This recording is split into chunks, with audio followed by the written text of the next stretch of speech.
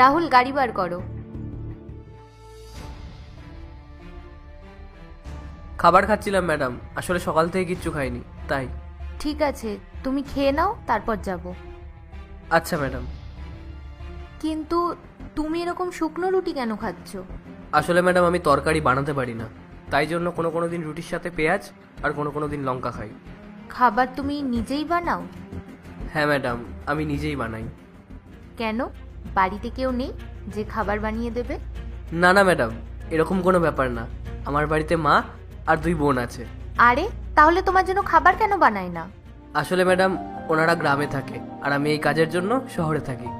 আসলে আমার বাবা নেই তো, আর সমস্ত খরচা আমাকেই চালাতে হয়। মা আর 2 বোনের দায়িত্ব আমার উপরেই।